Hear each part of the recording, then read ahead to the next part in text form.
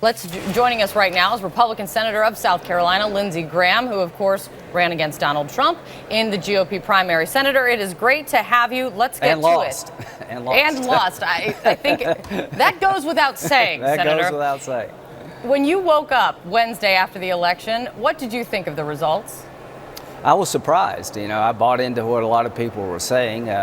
She underperformed, and Donald Trump ran a campaign that got a lot of blue-collar Democrats to vote for him. He is now president of the United States, and like every other election, once it's over, it's over. And he's got a lot of challenges ahead of him, and I want to help him where I can. And if I disagree, I disagree. Have you had a chance to speak with the president-elect since the election? Nope. I'm sure he's very busy trying to put together his team, and I'm in the book. Call me if you need me, but don't worry about Lindsey. I'll be here helping where I can, and if I can't help you, I'll tell you up front. I won't blindside you. But, about cabinet picks, that seems to be the topic of the day, and I just want to make one point. Let's talk about that. Let's talk about those cabinet picks, Senator. We got to make sure also that Trump has your cell phone number, because you had to change it after he handed that last one out. Yeah. Let's talk about cabinet picks. Let's talk about Rudy Giuliani as Secretary of State. Right. You have said that you're supportive of Rudy Giuliani for Secretary of State. There's also another name out there, John Bolton for Secretary of State. You're supportive of him. Someone who is not, Senator Rand Paul. He has called Bolton totally unfit. He has called Giuliani, said that Giuliani will have a stiff uphill climb. What do you say to Rand Paul? You can put the Republicans in a very small car who's going to follow Rand Paul's advice when it comes to national security. He is my friend. He's a libertarian. He's an outlier. Overwhelming majority of Republican senators have the utmost respect for Rudy Giuliani. He led the nation in New York through 9/11. He's a citizen of the world, eminently qualified. John Bolton was UN ambassador under President Bush. He's been my friend for 20 years. He's a reformer. He would turn the State Department upside down and make it work better. He knows where the bodies are buried in the UN, and we see the world very similar. So I think overwhelming majority of Republicans would support both candidates, and Democrats would too. And I would tell my Democratic friends, I voted for virtually every cabinet appointment of President Obama, and you will never convince me that Rudy Giuliani and John Bolton are not qualified to serve at this level. So I am confident there will be Democratic support, bipartisan support for both of them. We're talking about Mayor Giuliani. Some of the things that have come up over the last few days are the work he did both as a lawyer and a consultant for other countries, including the nation of Qatar, including Venezuelan oil interests, including giving many paid speeches around the world, including, giving paid speeches for this Iranian dissident group. None of this concerns you. Or let me put it another way. Do you think this should all be discussed in a confirmation hearing? It should all be discussed when it comes to the MEC, the Iranian group. I've tried to be helpful to them because we promised after the fall of Iraq that we would give them protected person status. These are Iranians who are in Iraq that oppose the regime. We'll look at Rudy's dealings, but to my Democratic friends, if you thought Hillary Clinton was qualified to be president, then given all of her conflicts and allegations against her, I hope you will find Rudy Giuliani acceptable to be Secretary of State. We will not tolerate a double standard here. But hang on one second. When you're talking about double standard, there are a lot of people on your side of the aisle who did not think Hillary Clinton was qualified to be president for just those reasons. All I can say is I didn't oppose her candidacy because of the relationship she had with Bill Clinton. I opposed her candidacy because of her policies. So bring it up if you would like, but I will tell my Democratic colleagues that all of you have fallen behind the Clintons all these years, and that Rudy Giuliani, whatever he did or may not have done, needs to be discussed, but his qualifications to me are beyond reproach. You'll never convince Lindsey Graham that Rudy Giuliani is not qualified to be Secretary of State. And when it comes to John Bolton, I know him very well. He's one of the most gifted people I've met in terms of foreign policy. He understands the way the system works. He was a great voice for reform in the United Nations. And if he is Secretary of State, he will understand who our friends and enemies really are and would be a good advisor to a president facing many challenges. But Senator, what if Rand Paul, a Republican senator, filibusters either of these men? Well, he can't filibuster because Harry Reid changed the rules when it came to appointments. So Rand Paul makes you want to think it's 52 to 48. Here's what I believe. I believe that either candidate, either nominee, and it could be anybody. If it's Nikki Haley, I'll support her. She's very talented. If it's Newt, I'll support him. But we're talking about John Bolton and Rudy Giuliani. The fact that Rand Paul would oppose them is not going to keep them from serving, because most Republicans would enthusiastically support them, and they will be Democrats who will support them because they're qualified. So you think it's a done deal regardless of what Rand Paul's saying? I think we could get either one of them through the Senate because they're qualified, and I would tell every Democrat I'm asking no more of you than I ask of myself. I voted for Loretta Lynch. I voted for Holder. I voted for Kerry. I voted for Secretary Clinton. I think Bolton and Giuliani are eminently qualified for the job, and there will be bipartisan support. It's up to Donald Trump. Right. I'm going to support his nominees if I can, because we all owe that to him. They have to be qualified, and I think these people are. One person that Donald Trump is meeting with today is your governor, Nikki Haley. And CNN, is getting word that she is being considered for Secretary of State. We were just talking about Mayor Giuliani and also John Bolton along those lines. I'm sure you're supportive in general of Nikki Haley. Right. Does she have the qualifications, you think, the experience to be Secretary of State? I would say that she did a good job as governor of South Carolina. She's talented. She's capable. I think she could do a good job in any assignment given. I don't know about her foreign policy. I haven't really talked to her. Her husband was in the South Carolina National Guard. He deployed to Afghanistan.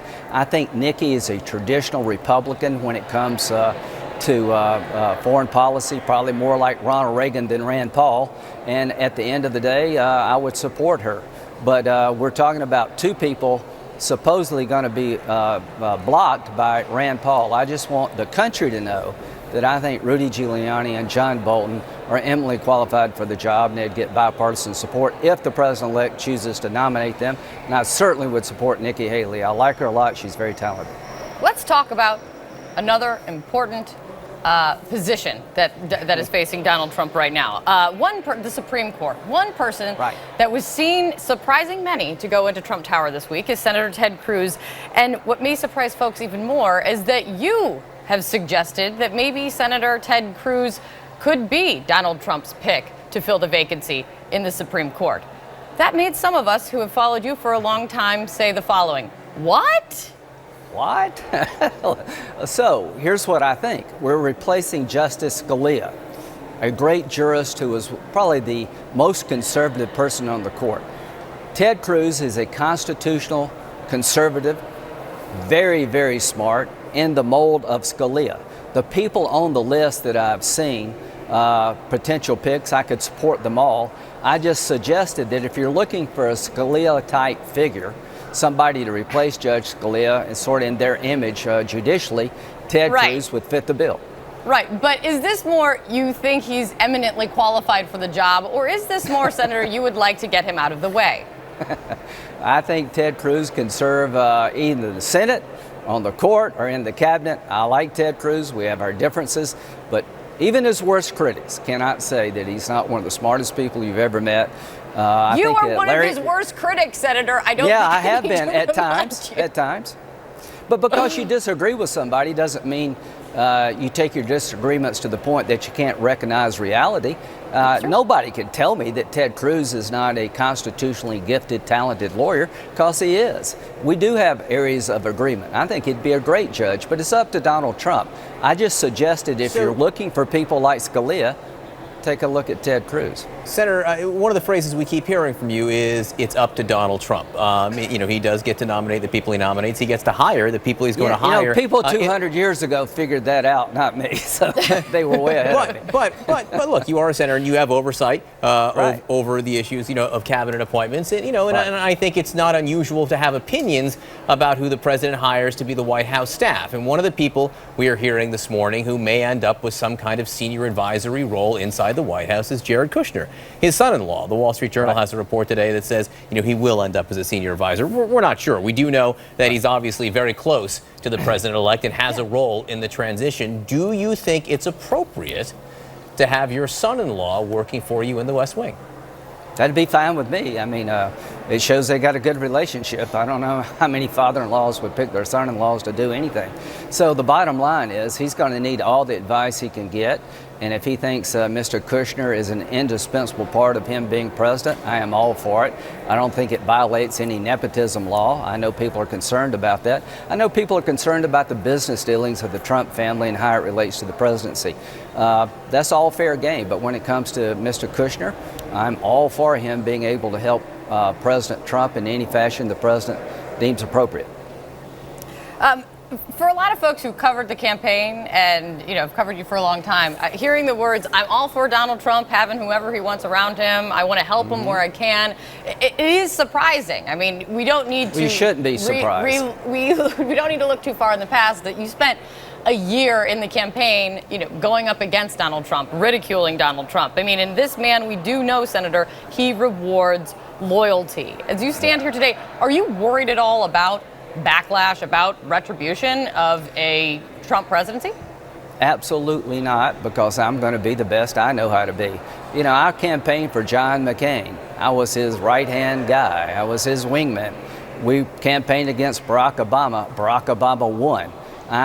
I did what I thought I could as a senator from South Carolina to help the president.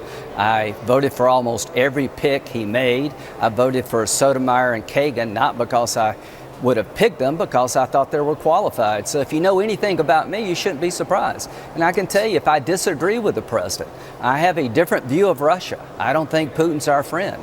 I'm going to investigate, along with my other colleagues, the role Russia is playing in the world, what they've done in the Mideast and Syria, what they've done to the Baltics, what they're trying to do to the Baltics, what they've done to the Crimea, and what role, if any, they had in terms of hacking into our elections. So I'm going to push back when I need to push back, but my philosophy is pretty sound here. I try to help presidents, including Donald Trump, because he's president, and congratulations to Donald Trump.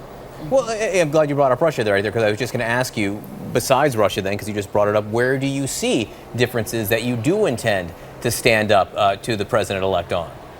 I don't know what he's going to do with Assad, but I see Assad as a butcher of Damascus, that his continued presence in Syria throws the Mideast in complete turmoil. So I don't see Assad as an ally or friend of the United States. I'm trying to basically, on immigration we disagree. But let him send over a proposal. Here's what I will do. I'll vote for any bill that secures our border, increases legal immigration, controls who can get a job through the national E-Verify system. But I'm not going to vote for a bill that can't tell the difference between a grandmother who's been here illegally and a drug dealer. I just can't go there. So I want to work with him where I can. I will do for him what I tried to do for every other president, help them, but also stand up when I need to. And I've done that. I can say I did it to Bush, Obama, and I will do the same for Donald Trump. Senator Lindsey Graham, great to have you, Senator. Always interesting. What? All right, bye-bye. All right. And Senator Ram.